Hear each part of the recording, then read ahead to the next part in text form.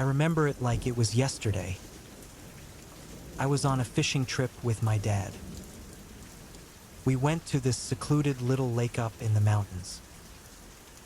It was the kind of place where you could hear the wind whispering through the trees, and the only other sound was the water lapping at the shore. We were pretty lucky that day. The fish were biting like crazy. We caught so many it was ridiculous. It was like a scene from a fishing magazine. We settled in, had some beers, and enjoyed the fresh air. The sun was starting to set, painting the sky with hues of orange and purple. We figured it was time to pack up and head home. I remember thinking how good it would be to sleep in my own bed after the long day of fishing. That's when it happened. We were taking everything off our boat.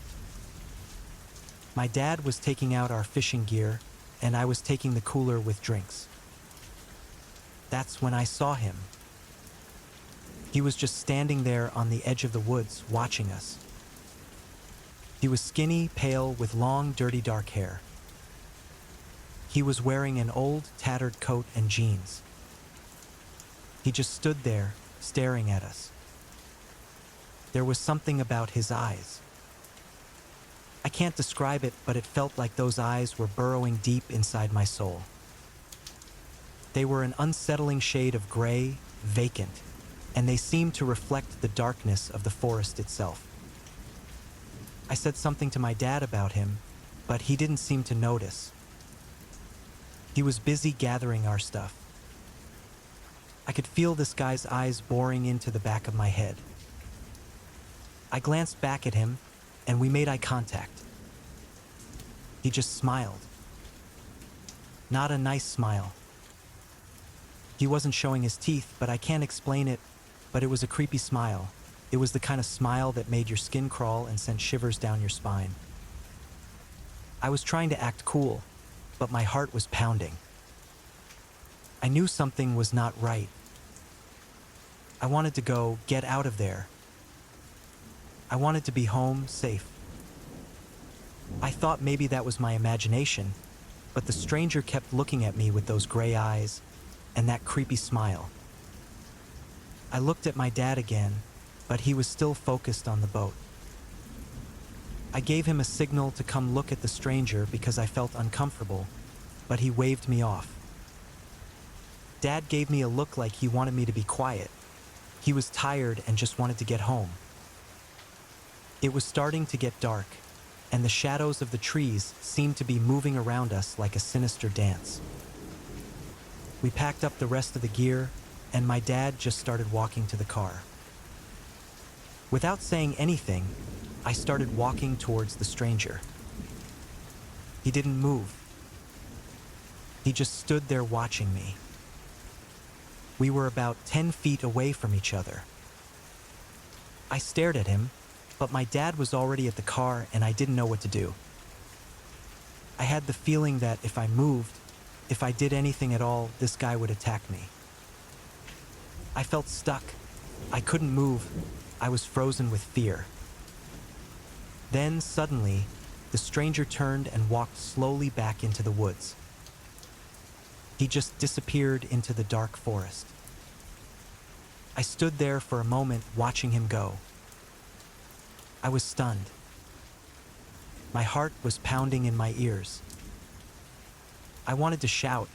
I wanted to run, to do something, anything, but I was like captured. I couldn't move. When I finally managed to look away and turn back, my dad was already loading the cooler in the trunk. He didn't notice me, my reaction, anything at all. I just felt this overwhelming sense of dread. That day, I didn't say a word about the stranger to my dad. It was like it never happened. But I knew it did. It was real. I never went back to that lake. It's been over a decade now, but I still remember the way he kept looking at my bait, even after the sun went down. And the only thing left on the lake was the sound of his quiet breathing. I can't shake the feeling that he's still out there. And he's waiting. Just waiting for the right moment to come back and finish what he started. I can't explain it, I just can't shake this feeling. I try to forget it, but every time I see a figure in the shadows, or I hear a strange noise, I remember. A few years later, I was driving down a desolate highway, late at night when I was stopped by a state trooper. I had a very bad feeling about that situation. After talking with the trooper, he insisted on checking my car for any reasons. I felt a lot of pressure and I was really stressed. I was a bit worried about what he was looking for. I felt that my stomach was in knots.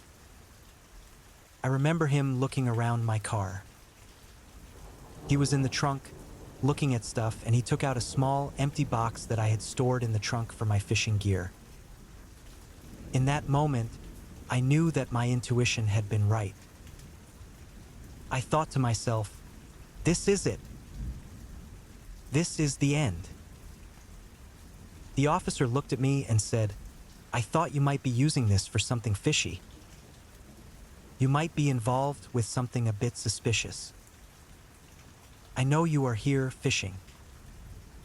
I felt the blood rushing to my head. The officer continued, I found this in your trunk. I don't know what to make of it. I think this is suspicious. I'll have to keep this. I didn't know what to do. What to say. Couldn't believe it. He was holding it, a small, empty box with nothing inside. My fishing box. And I thought to myself, that box is empty. I don't know what to tell you. I tried to find some explanation to tell the officer, but nothing came to my mind. There was nothing else in that box. I didn't know what to say. But he wasn't giving up. He kept looking for something to justify his suspicion. I felt like I was cornered, and I had no way to escape. He kept pressing me. So, what's in the box? He kept asking me. I don't know, I would say. In that moment, I was trying to think about what else I could say. I knew there was nothing inside, but I couldn't find the right words and I couldn't explain the truth. I felt trapped. I was losing my train of thought. I really got scared. I didn't like the tone of his questions, the way he was interrogating me. Then the officer seemed to have a change of heart. He looked confused. It was like he suddenly realized he was being too harsh in his questioning. He put the empty fishing box on the asphalt and gave me a look with a strange and deep stare. His facial expression was very confusing. He just said, "Okay. Have a nice day." I felt like he was trying to apologize for his behavior, but he wasn't saying sorry, he didn't apologize at all. He just said, "Have a nice day." And he got in his car and drove away. I remember thinking at that time, maybe I should get rid of that box. I couldn't have imagined that those random events would happen. I couldn't have imagined a random fishing box would lead to that kind of situation. I couldn't explain why I was so shaken up. The next day, I was driving home. That's when I saw him. There he was again. The skinny, pale man with the long dark hair, standing on the side of the highway, watching me. He looked exactly like that stranger, exactly like the pale man I met in the lake years ago. He gave me the same creepy, unsettling smile, and I froze. He just stared at me as I drove past. I didn't do anything. I just kept driving. I don't know for sure how it happened or why it happened. I don't know if it is true or all these things were just inside my head, but I can't help but wonder if he's still out there. I can't help but feel as if he's following me everywhere I go. I told my dad about the encounter with the trooper. He wasn't interested. He just said, "Be more cautious next time you go fishing." He didn't believe me. It was like it was my imagination. I know he's out there. I'm sure of that now. And I know he's coming for me. I just don't know when. That's the worst part. The waiting. The fear. I don't know if I will ever be able to go fishing again. I know I don't want to.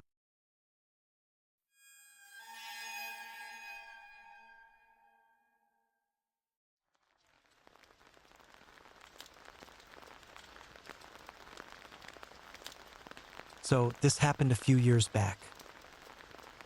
I was going through a rough patch, you know? My girlfriend had just broken up with me, and I was feeling pretty lost. I figured a little peace and quiet on the lake would do me some good. My buddy Tom had this sweet little cabin on the edge of a secluded lake upstate, and he let me borrow it for a weekend. The cabin was cozy. It had a fireplace and a big, comfy couch, and I brought a stack of books thinking I'd just relax and unwind. But it was a beautiful day, so I decided to go fishing. That's when it happened. I was sitting on the dock, casting my line into the water, when I saw a boat drifting towards me.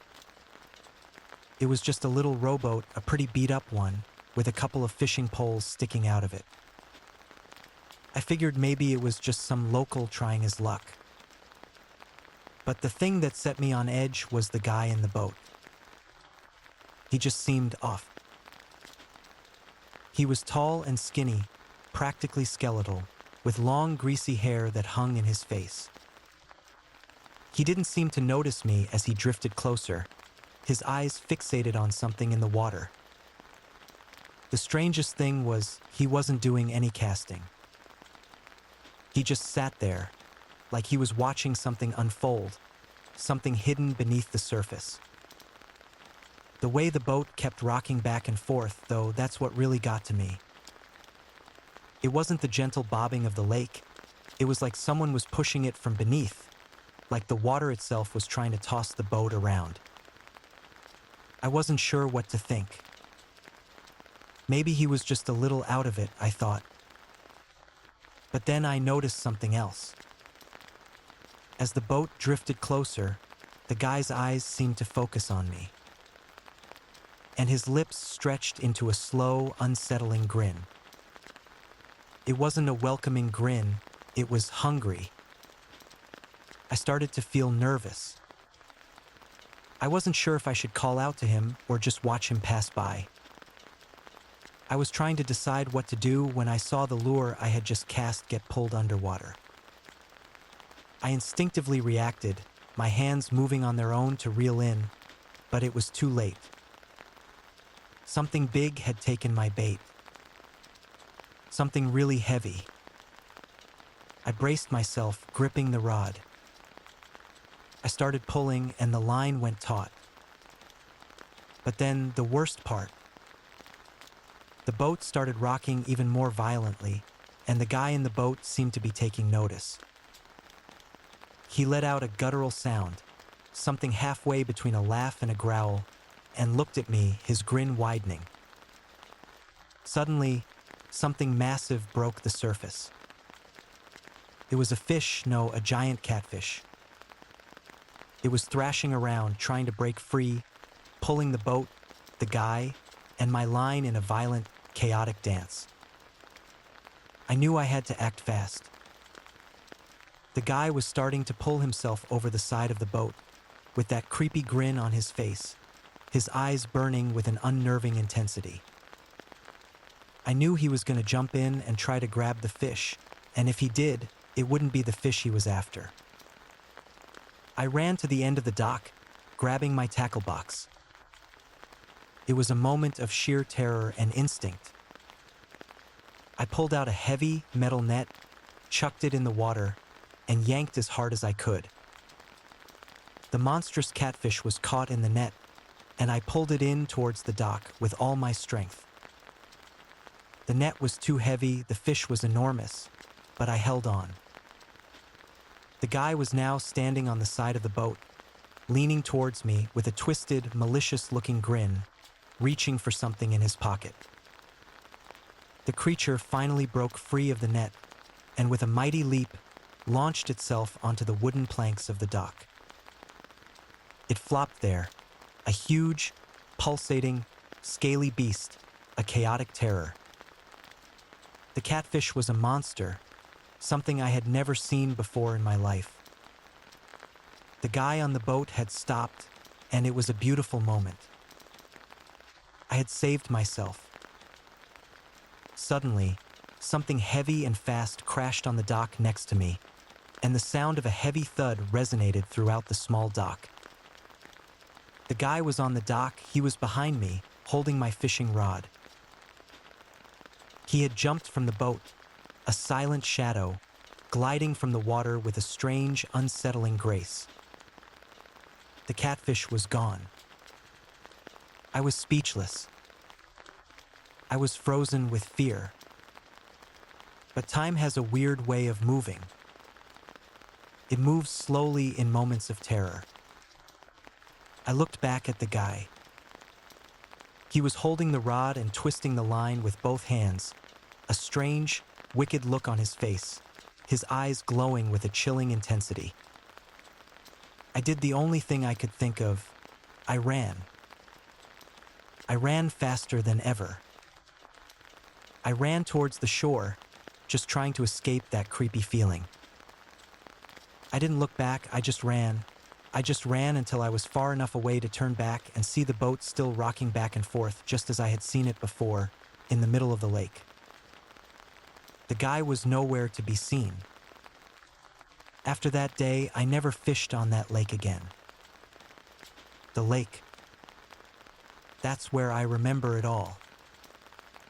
It was as though he was just a figment of my imagination. As though the catfish was gone and never existed, as though the guy was never there. But I still remember the unsettling feeling of his boat rocking back and forth, even after I tossed the lure back into the water.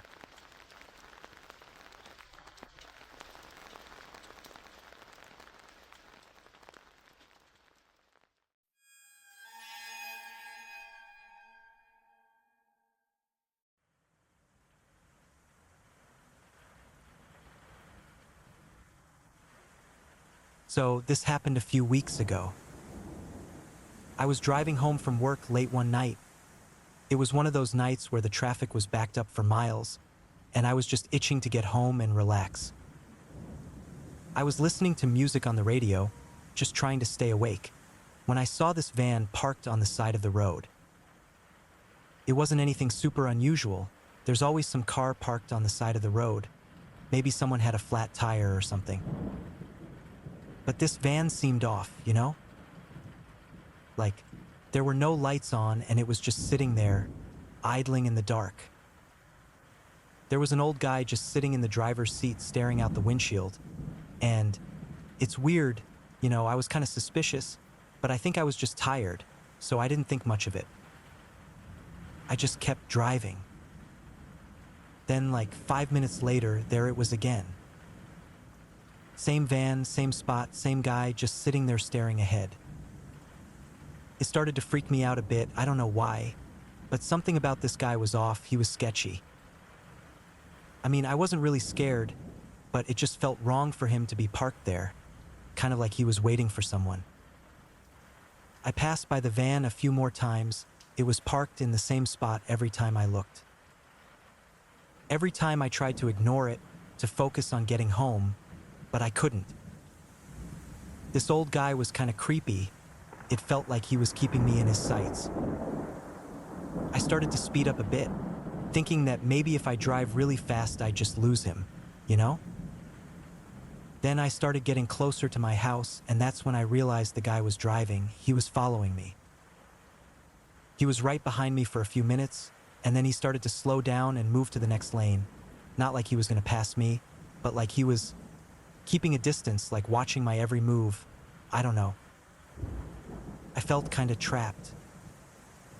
My home wasn't that far, but I knew that if I pulled into my driveway, he might follow me. I wasn't really sure what to do. Then, as I was turning into my street, I saw the van coming up slowly along the side of the road. It looked like it was trying to find a place to park, but all of a sudden it just stopped. I could see the guy staring at me through the windshield. A moment later, I heard a loud bang from the back of the van. I immediately hit the brakes and swerved into the next lane. I wasn't able to park. I was too scared to stop. I drove for like another 3 blocks just to get away from the guy, shaking, my heart was pumping, all worked up. Then, as I was calming down a bit, the first thing that came to my mind was the smell. I think I got a whiff of the smell coming from the van earlier, but it was really strong now. It was a super weird fishy smell, like rotten meat, but more like a fermented, sour, very strong fishy smell. I don't know, it was a super strong smell, the smell of rotten fish, like dead, decomposing fish. I wanted to call the cops, but I didn't want the guy to see me. I just kept driving, and I didn't stop until I got to the next gas station. I still haven't figured out what he was doing with that fishing rod in the back of his van, but the smell coming from it was definitely unsettling. I called the police that night. They said they'd investigate, but I didn't see anyone. It's been a few weeks now, and I still don't know what that guy was doing. I'm pretty sure that I got away with something, a very bad situation. I just hope he doesn't come back. I still get that smell, sometimes, when I'm walking on the street or shopping. It freaks me out, man.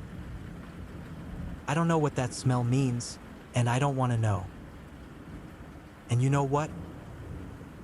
I'll never again park my car on the side of the road at night.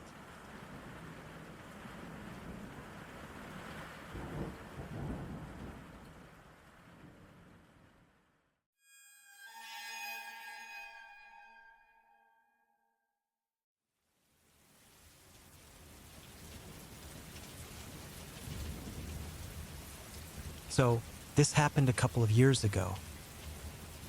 I was a junior in college, living off campus with a couple of friends. We were all pretty broke, and one of my roommates, Pete, was obsessed with saving money. He was always looking for ways to make a buck, and when he saw a flyer in the local shop advertising a fishing tournament, he was all about it. Pete knew the basics of fishing from his dad, who was a passionate angler. His father passed away when Pete was young, but he still had some of his father's equipment. He'd been practicing all the summer trying to get good with a rod and reel, and even taught us the basics. We were all pretty skeptical about him winning this tournament, but he was determined. The tournament was happening in a little lake, just outside the town, surrounded by woods. It was an old lake, super peaceful, with nothing around it. It sounded like a nice getaway, so we all decided to go with Pete and cheer him on. The day of the tournament arrived and we packed some pizzas and drinks, and we headed to the lake. There were a lot of people at the competition, and everyone was setting up their gear, talking and sharing tips and tricks. We spread a blanket on the ground and started eating. Pete was focused on his rod and reel and was getting ready. He hadn't caught anything by lunchtime, and he was getting frustrated. He was just about to give up when he felt a tug on his line. He pulled back hard and a big bass jumped out of the water. It was huge, the biggest fish I had ever seen. Everyone gathered around Pete, congratulating him, and he was beaming with pride. We thought he was going to win the tournament for sure. He got a couple more bites, but nothing like the first base. The time was almost up, the judges were getting ready, and Pete was starting to feel anxious. Then he got another tug on the line. He pulled back hard, but this time it wasn't a fish he was pulling. The line felt heavy, like it was stuck on something underwater. He pulled and pulled, but it wouldn't budge. The judges were looking at him, and Pete felt embarrassed. He kept pulling, and then he saw it. The line was stuck on a large, rusty, old metal box. It seemed to be pretty heavy. I still don't understand how it got stuck in his fishing line. Pete was frustrated, but he decided to pull it up anyway. As he pulled it out of the water, I noticed a guy in a tattered raincoat staring at him. He wasn't really doing anything, just standing there, his back facing us, eyes fixed on the metal box Pete was pulling out. It felt a bit odd, like his presence was unwelcome. I didn't know why, but he felt out of place. I got the feeling we weren't supposed to be there. He didn't come closer or say anything, just looked at the box with a creepy expression on his face. Pete finally pulled the box out of the water and put it on the ground. It was covered in mud and rust, and there were little black things that seemed to be moss or algae growing all over it. Pete tried to open the box, but it was locked. He tried to pry it open, but he couldn't. The guy in the raincoat was still watching him. He didn't move, he didn't say anything, he just watched Pete. Then he made a small step forward towards Pete. Pete felt uncomfortable, but he wasn't giving up. He gave the box another pull, and it opened a little. The guy in the raincoat slowly backed away. He disappeared into the crowd of people and wasn't seen again. As the box opened, a low, guttural sound came from the inside, like something was trying to get out. Pete looked at the box again, but he was no longer sure if he wanted it open. He pulled it open even more, and a foul smell came out. The smell of rotten fish and something I cannot even describe, something that was not right. Suddenly, I saw something move inside the box. It was a small, brown spider, but it wasn't a normal spider. It was moving fast with 8 eyes like a predator. It looked as if it was going to jump out, as if it wanted to escape. It jumped out of the box, and a bunch of other spiders came out from inside. They were all hairy with big 8 eyes, and they moved quickly. They started to attack us. We jumped and shouted as the spiders ran towards us. Pete didn't stop. He kept pulling the box. He was determined to see what was inside. We ran. The creepy spiders were still following us, but we all got away without bites. They didn't bite us, they were just chasing us, like they were wanting to scare us. This was the scariest thing that has ever happened to me. We left the lake immediately. The judges didn't even ask us why we were leaving. They seemed to understand.